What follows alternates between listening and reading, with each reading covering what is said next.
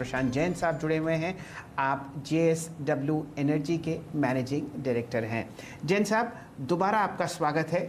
आइए ज़रा चर्चा को आगे बढ़ाते हैं और देखते हैं कौन कौन सी ऐसी चीज़ें हैं जहां पर आपकी नज़र है आगे आने वाले फ़िलहाल 2-3 तिमाहियों में। अब बताइए कि आपने केपेक्स की चर्चा करी और अपकमिंग प्रोजेक्ट्स की बात करी। ये बताइए कि कितनी कैपेसिटी अब आने वाले 1 साल में आप जुड़ते हुए देखते हैं, फिलहाल जो एग्जिस्टिंग कैपेसिटी है उसकी? तो हम अभी जो 2500 मेगावाट की हम टोटल कैपेसिटी का कंस्ट्रक्शन कर रहे हैं, और ये 2500 मेगावाट में करीब 200 मेगावाट, जैसा मैंने अभी बताया था, इस फोर्थ क्वार्टर के अंदर में कमीशन होगा। और उसके बाद में हर महीने करीब 150 मेगावाट कैपेसिटी हमारी ऐड होगी, तो करीब 1500 से 1800 मेगावाट उसके अगले साल में कमीशन होगा, और जून 2023 तक ये सारी कैपेसिटी हमारी कमीशन हो जाएगी। और ये कैपेसिटी कमीशन होने के साथ में जो हमारी इबिटा, जो कि नॉर्मली 3,3200 करोड़ की रेंज में रहती है, ये ही इबिटा करीब 5300 से 5500 करोड़ की तरफ पहुंच जाएगी। और हम लोग अपनी जो कैपेसिटी है, ये हमारी अगले 10 साल में करीब 18% CAGR, 20% CAGR पे ग्रो होगी। तो आने वाले समय में अगले साल से हर साल 1800 से 2000 मेगावाट की कैपेसिटी एडिशन हम देखते हैं, जो कि कंटिन्यूअसली होती रहेगी। अच्छा प्रशांत जी, थोड़ा सा अगर आप देखें, मैं आपके सोलर एनर्जी बिजनेस के बारे में बात करना चाहूँगा। अगर आप देखें पिछले 6 महीने में जो सोलर पैनल है उनके प्राइसेस में सब्सटेंशियल जंप आया है, ऑलमोस्ट 40 to 50%। एग्जैक्टली इसका इस सोलर एनर्जी प्राइसेस पे क्या इम्पैक्ट है, और जब हम तुलना करेंगे इसकी विंड एनर्जी से और आप देखें हाइड्रो एनर्जी से, तो उसमें कितना बड़ा डिफरेंशियल आ जाएगा सर? तो देखिए, जो ये 2500 मेगावाट जो हम कैपेसिटी को एडिशन कर रहे हैं, इसके अंदर में हमारी majority is wind energy, and जिसमें कि करीब हमारा 2000 मेगावाट कैपेसिटी केवल विंड है, और 200 मेगावाट हमारी कैपेसिटी सोलर है, एंड बैलेंस हाइड्रो है। और इसकी वजह से ही हमने थोड़ा सोलर एनर्जी के ऊपर में थोड़ा कंजर्वेटिव अप्रोच को अपनाया था, बिकॉज हमको सोलर पैनल्स की प्राइसिंग के ऊपर में थोड़ा कम भरोसा था।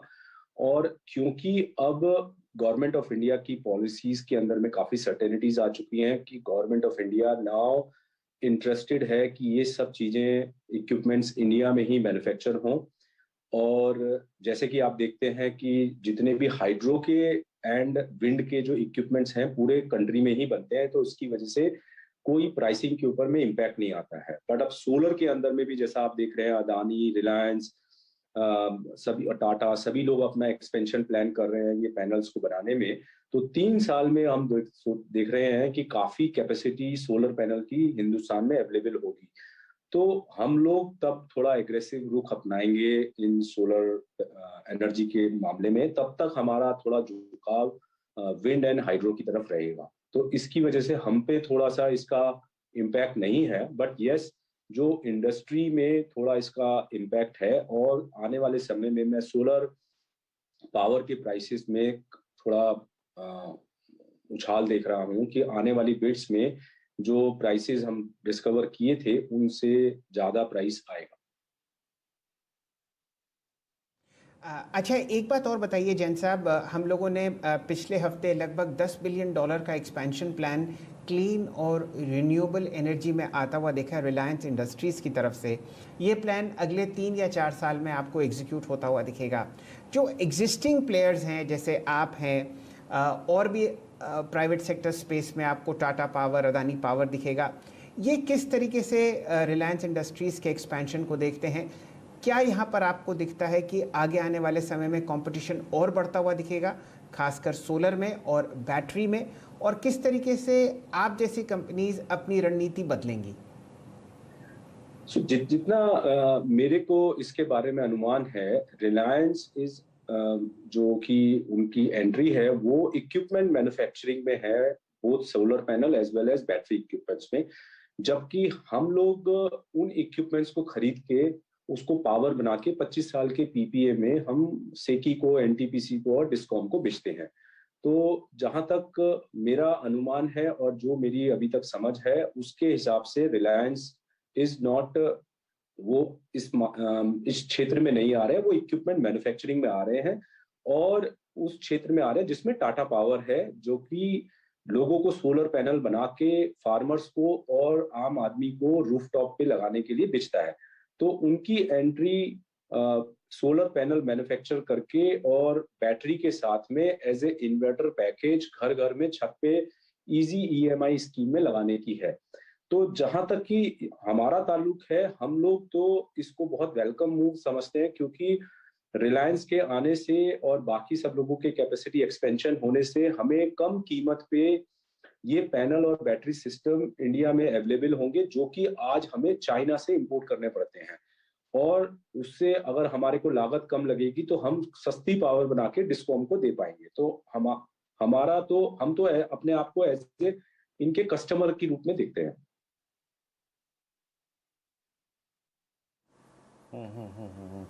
प्रशांत जी, एक और चीज़ अगर मैं आपसे पूछूं वो ये है कि जो आपकी मर्चेंट पावर सेल्स कैपेसिटी है वो कितनी है और प्राइसिंग कैसी देख रहे हैं आप आगे चल के, और ये टोटल जो आपका रेवेन्यू मिक्स है उसमें कितना कंट्रीब्यूट कर रही है सर इस वक्त?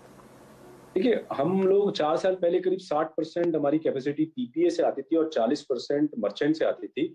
लेकिन अभी हमारी जो 86% हमारी कैपेसिटी है वो पीपीए पर टाइड अप है और केवल 16% हमारी मर्चेंट कैपेसिटी है। लेकिन हमारा जो अर्निंग है, उस अर्निंग में 95-96% हमारा जो कंट्रीब्यूशन है वो हमारा पीपीए से आता है, केवल 4% ही मर्चेंट कैपेसिटी से आता है।